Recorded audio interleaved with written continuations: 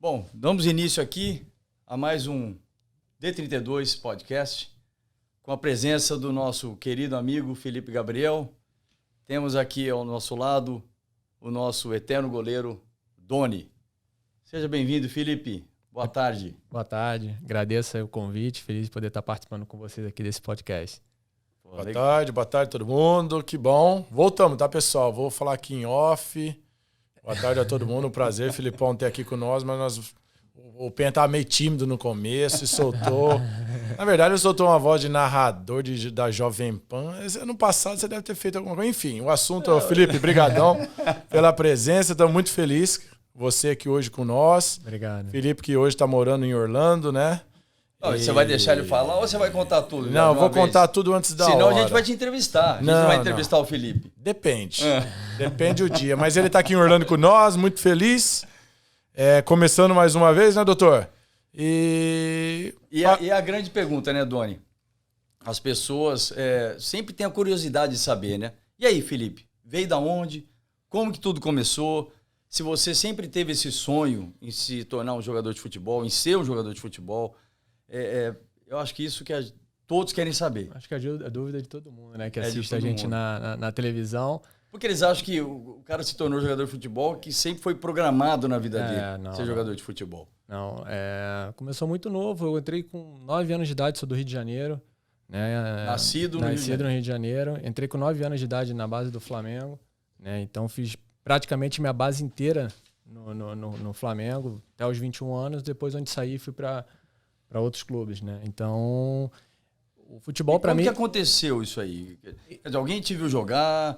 Justamente. Você gostava, você já foi diferenciado desde menino. Quando que começou tudo isso aí? Então, foi na escola, campeonato de escola. O diretor da escola viu aqueles torneios que tem entre classes, né, entre turmas. E tinha tido 4 jogos, eu tinha feito 16 gols. Meu time foi campeão. Inclusive o Diego Souza também, jogador também, a gente estudava junto. Ele tinha uns embates às vezes de contra também na escola. E às vezes jogamos juntos também. Então, o futebol é legal isso, né? Que depois a gente... O Diego Souza também estudou comigo e também, né, teve a felicidade de virar um atleta de ponta, um atleta profissional. Então, esse é bem legal. Essas histórias são bem legais. E aí, depois... E aí, eu jogando, o diretor viu, tinha um preparador físico da base do Flamengo, que tinha a escolinha da escola, e perguntou se eu queria ir lá jogar. E eu fiz o teste na idade acima. Ele, no primeiro treino, ele falou, quer fazer um teste no Flamengo? Eu falei, quem não quer, né? Não quer. Então, era uma coisa de brincadeira. As notas deviam ser ruins, hein? O diretor tinha de cana era boa. Não, nada. Graças a Deus, assim, dei sorte. Minha mãe era professora, então... Não levo como exemplo esse comentário, não, porque... Minha mãe era professora, eu era cobrado.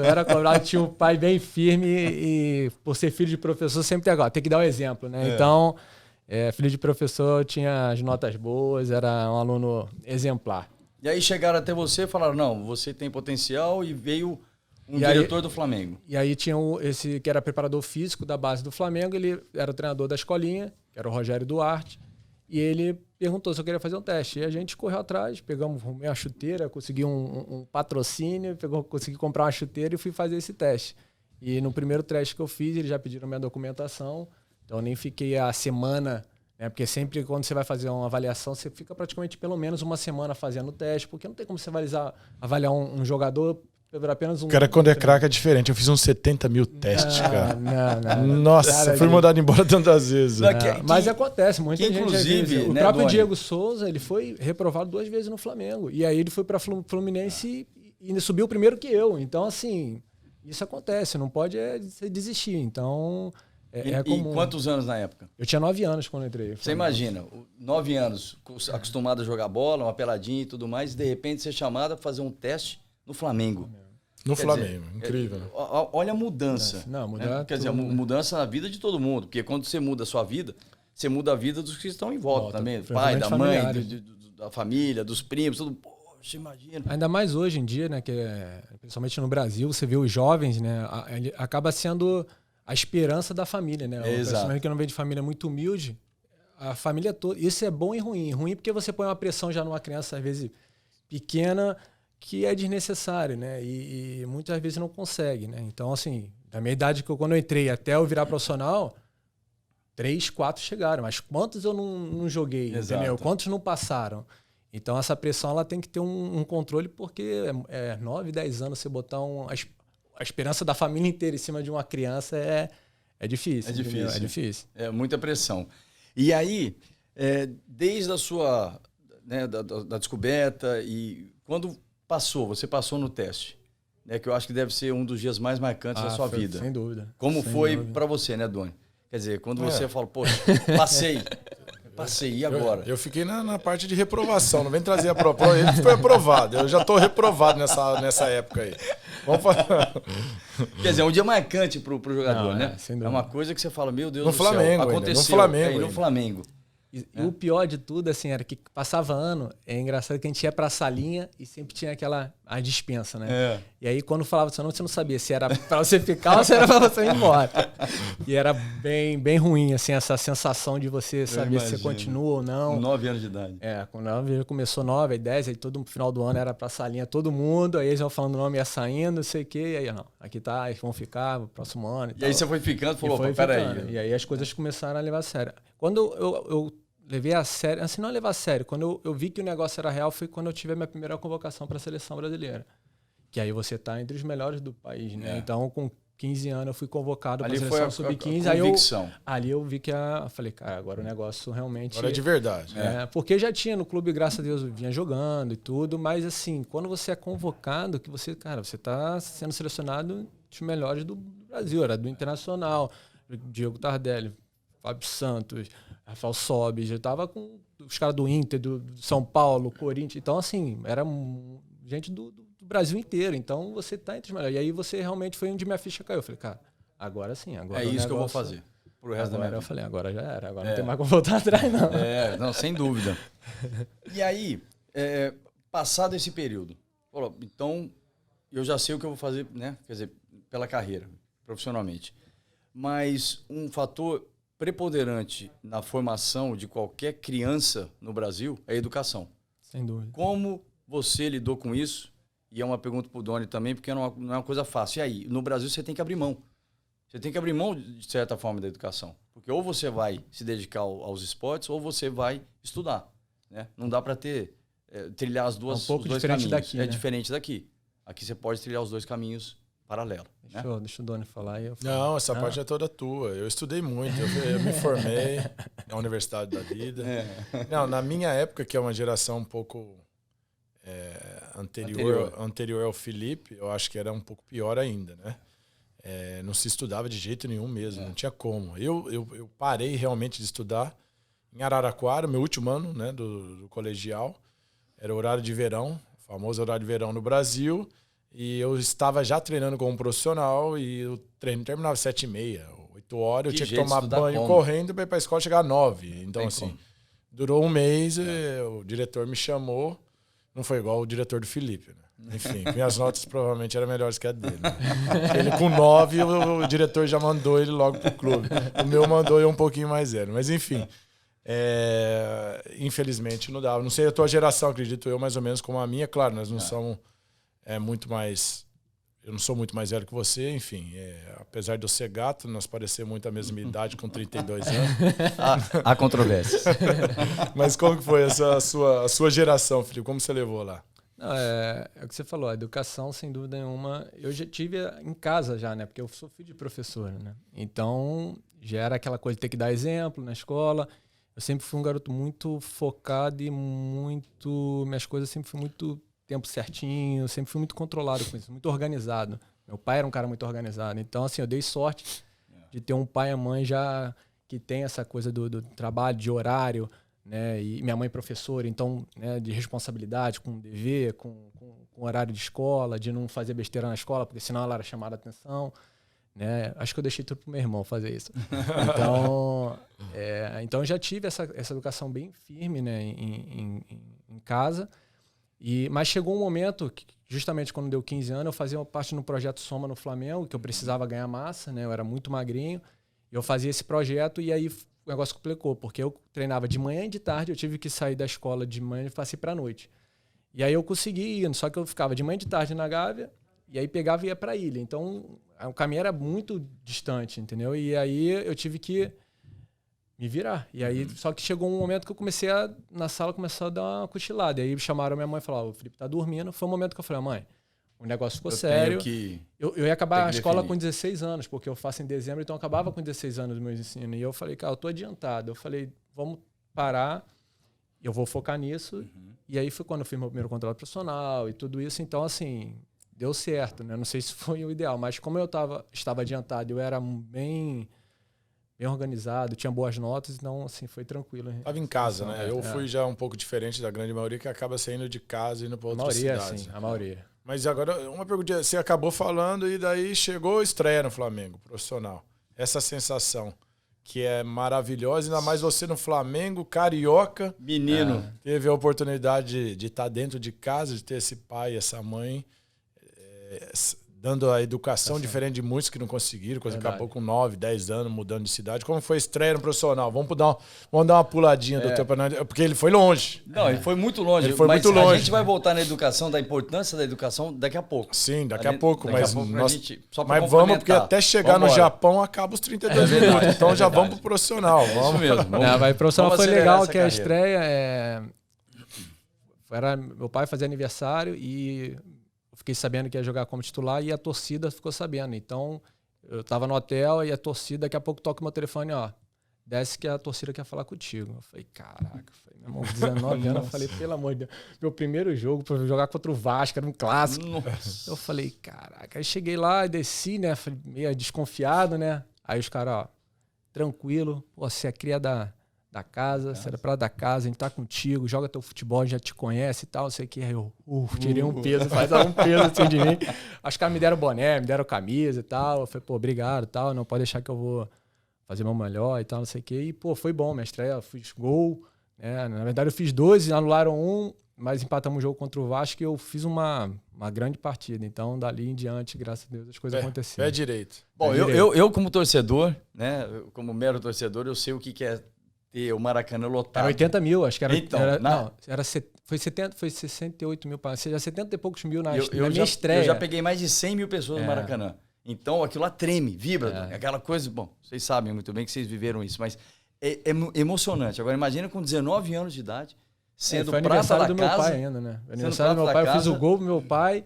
Cachou tudo. Meu avô, que era o flamenguista doente, conseguiu assistir esse jogo também. Que loucura, que coisa boa. Bom, e a partir daí, e a sua carreira? Foi embora? A vida foi. Eu fui pro Cruzeiro, time em Portugal, né? Voltei, joguei na Portuguesa, fui pro Japão, Kashima.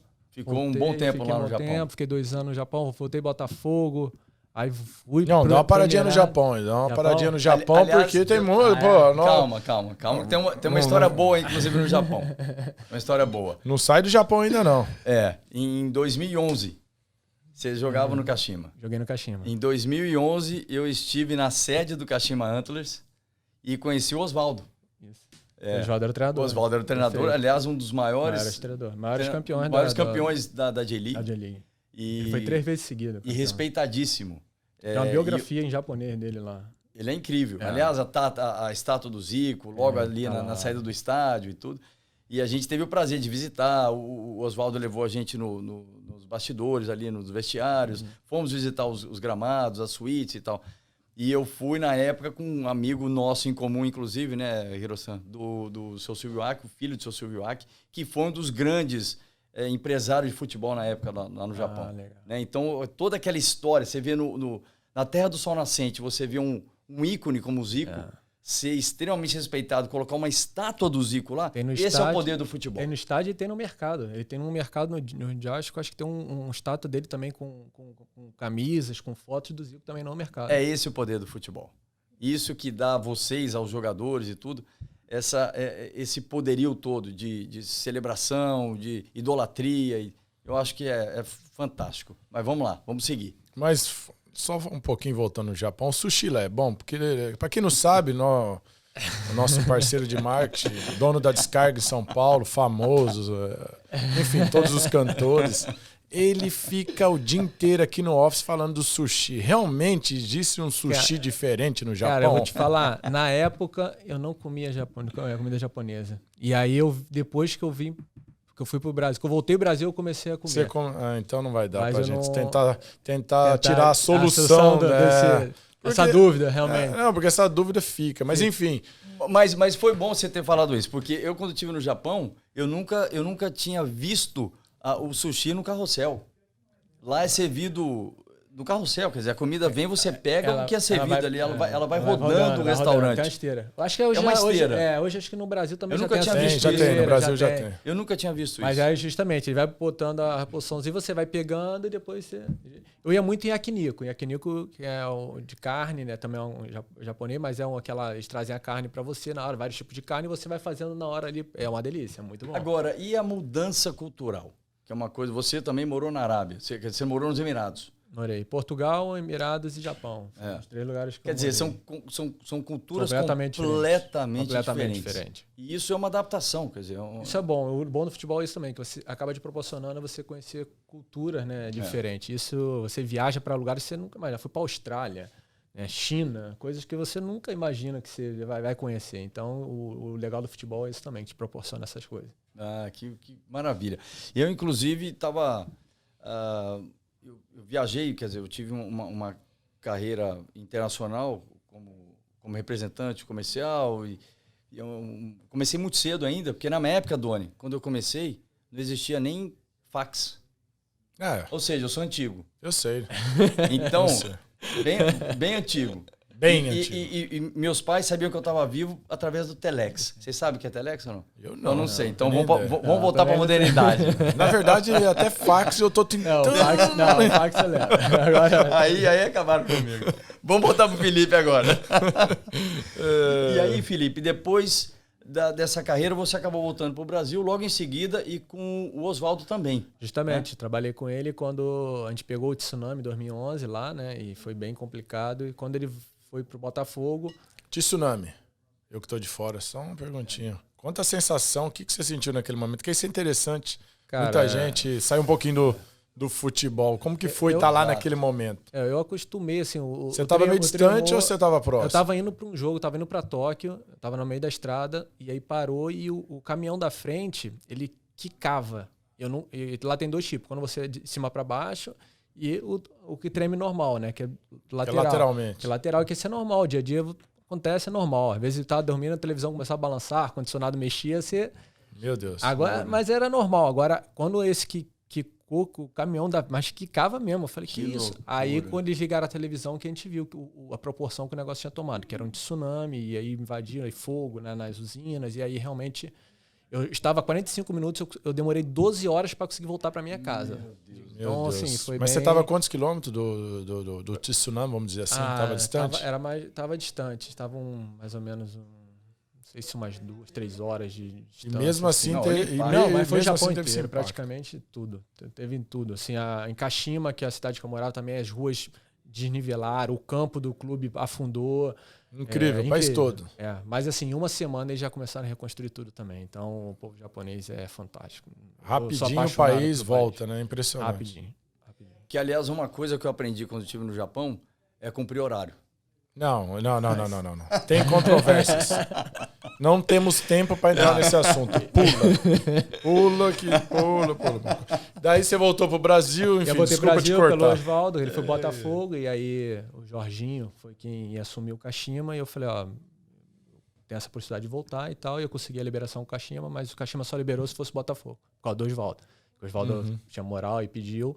E aí fui pro Botafogo. E no Botafogo, graças a Deus também, meu primeiro jogo, gol, e aí clássico de novo contra o Vasco, fiz 3, foi a primeira vez que eu fiz 3 gols no jogo, e aí a torcida já abraçou já, e aí depois fui vendido também para Emirados Árabes. Então, assim, aconteceu muito rápido, né? Passagem boa também. Me levou à seleção brasileira também, né? Que é um sonho de qualquer jogador, você defender a seleção principal. Os dois aqui, ó. Você já teve essa sensação, até muito mais do que eu. O Renato também já teve, que já teve aqui no podcast. Então, assim... Mas o Renato não falou, não deu tempo, ele fala demais. Vai ter que ter Renato 1, 2, 3, 4, 5, 10. Ele gosta, Renato. Impressionante. Mas ele vai falar da seleção aqui um dia. Então, aí, você poder defender a seleção, para mim, foi um orgulho muito grande. Fui campeão do Superclássico também, né? Lá na Boboneira, contra a Argentina. Então, show. São coisas que ficam marcadas na nossa vida. Ô Felipe, uma coisa, voltando, né, à importância da educação. A vida de um atleta profissional é muito curta. Sim. Né? Você, assim como vários outros, se preparou para a aposentadoria? Então, justamente. Ou seja, a primeira coisa, aposentou? Aposentei. Agora oficialmente aposentei. E essa é a maior preocupação, né? Porque a saúde financeira. Muitos não têm essa visão, né? Você, jogador, ganha muito dinheiro, só que muitos gastam, acho que a grande maioria gastam. Acho que hoje está mudando um pouco pelas informações, por tudo que está acontecendo. Acho que você tem acesso a mais fácil às coisas. Então, estou mudando. Mas ouvi muitos amigos meus que hoje não tem nada e ganharam muito dinheiro, né? Então, você ter essa educação financeira, você já começar a se planejar para o futuro é importantíssimo, né? E eu vinha fazendo isso, né? E já pensando algumas coisas, tinha algumas coisas, né, de apartamento no Brasil, algumas coisas em investimentos em banco. Então, você diversificar seu dinheiro, isso é importante, foi uma coisa que eu aprendi, de você não deixar tudo numa caixinha só, né? Você poder diversificar seus investimentos, porque se um dia der problema com um, você tem de onde tirar do outro, né? E é isso que eu venho procurando fazer. E aí tive a oportunidade também de conhecer a D32 também, que, né, virou meu parceiro também, então também tem investimento aqui nessa área. É uma área que eu curto muito, né, a parte de construção. Eu, se eu não fosse jogador, eu sempre falei que eu queria ser arquiteto, é uma paixão que eu tenho também. Uma paixão sua, né? Então, acho que casou tudo certinho. Que coisa boa, porque é uma fase importante da vida, quer dizer, você tem que pensar no pós, né? Pós, quer dizer, parei de jogar, e aí? Tem família, né? Filhos, tudo isso, né? Então, tem que pensar, cara. Você tem que planejar, porque é o que eu te falo, é triste quando você vê um cara que conseguiu ganhar muito dinheiro e você vê ele hoje não tem nada, cara. Nada mesmo. Uma coisa assim, não tem um carro, vive de favor e as pessoas ajudam. Então, Mas isso acontece até hoje, né? Porque as pessoas não têm educação financeira, né, Doni? Acontece. Interessante ver o Felipe, assim, Agora eu posso falar que eu moro em Orlando? Claro, pode, claro, né? Nós morando em Orlando. Sim. Agora tá liberado. Interessante ver do Felipe, nós conhecemos ele, estamos próximo hoje. Casou jovem, né? Casei com 20 anos. 20 anos, tem filho, tem uma esposa que nós conhecemos que participa junto com ele. Então você vê que ele teve uma educação, teve o prazer de criar dentro de casa na base do Flamengo, Exato. de ter a educação do pai e da mãe, uma mãe professora. Então ele teve uma boa assistência. Acabou casando novo, casando bem, e sempre uma assistência da esposa. Então, assim, facilitou muito, sem dúvida, muito a educação financeira, a educação em geral dele, a vida pessoal dele, que hoje está muito feliz em Orlando, certo? Muito, bastante. Então, está muito feliz. A gente então, sabe que não acontece com todo mundo, que a maioria, como você falou, né, não tem essa estrutura familiar. E isso, às vezes, acaba refletindo também na frente, né? Isso afeta muito, né? Como eu falei, a maioria sai jovem de casa, vai para o clube, fica em alojamento. Muitos deles não casam jovem, ou muitos casam errado, enfim. Verdade. Então, assim, isso afeta muito. Mas o Felipe, pelo que nós conhecemos, tem uma cabeça muito boa, muito diferente da grande maioria, vamos dizer. Não estamos aqui dizendo que quem é certo e quem é errado no lugar não. Pelo contrário. Cada um tem sua história. Mas o final dele tem uma construção de anos atrás aí, entre o mérito dos pais, o mérito dentro de casa. Sem dúvida. Facilita um pouco. E ter um bom casamento, uma boa família. Sem dúvida, sem dúvida. E agora, Felipe, quais os planos pro futuro? Então, como você falou, tentei me planejar da melhor maneira, né, em questão financeiramente, porque tem o pós, né? E eu tinha duas coisas. Eu gostaria muito por essa área de construção, ou continuar no futebol, né? Eu tenho muitos amigos que falam, pô, vira treinador, não sei o quê. Eu não me adaptei muito assim, essa questão de virar treinador. Eu gosto mais dessa parte de gestão. Inclusive, eu estou fazendo um curso de gestão para poder aprender, me especializar.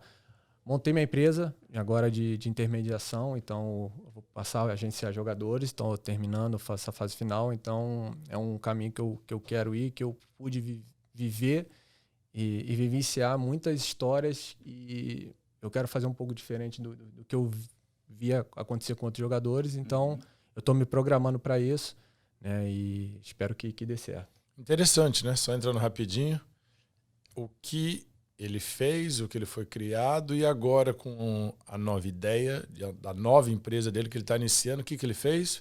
Está se programando, está estudando, isso aí. Está se preparando para iniciar. Claro, eu já sei que o Felipe está sempre aqui com nós, já iniciou com alguns atletas, enfim, mas já está estudando há algum tempo, está se preparando. Então isso demonstra é a pessoa que ele é, que se prepara, que é o que tem que fazer na vida. Você tem que se preparar para dar o passo, né? Não adianta ir na sacada, né, doutor? E, enfim, já dar o primeiro passo sem fazer esforço para sair do outro lado. Muito bem elucidado, Doni, porque a gente volta lá no começo da conversa. Educação. Eu acho que é uma pena. Eu acho que o Brasil já evoluiu bastante, desde a sua época até antes, vamos falar da época de Zico e tudo mais. Os jogadores mais modernos agora, os mais novos, eles estão tendo a possibilidade de estudar também. Sim. Né? Paralelo à formação esportiva. Estão tendo uma formação acadêmica. Que dentro do seu planejamento agora, dessa nova função, eu entendo um pouquinho, né? Até porque meu irmão também está dentro da área e, se Deus quiser, vocês vão ser parceiros aí futuramente, fazer alguns negócios juntos. Você está pensando nesse formato de trazer oportunidades de aprendizado para os atletas também? Como que você está planejando dentro da sua cabeça? Justamente isso. Eu vejo que, principalmente na minha empresa, eu quero ter uma pessoa justamente para dar aos atletas que às vezes falta. Como você falou, muitos vêm de uma família humilde, que às vezes muitos empresários não conhecem a história da família, não sabem o problema que ele tem, sabe que o garoto ali é bom, beleza, tal, mas eu acho que o que eu quero trazer para mim é isso, é conhecer, saber com quem eu tô, quem é os pais, saber se precisa de alguma ajuda, porque muitas vezes a maioria dos garotos precisam de uma ajuda de psicólogo, e muitos clubes, tirando os grandes, se tem a estrutura, mas a maioria não tem.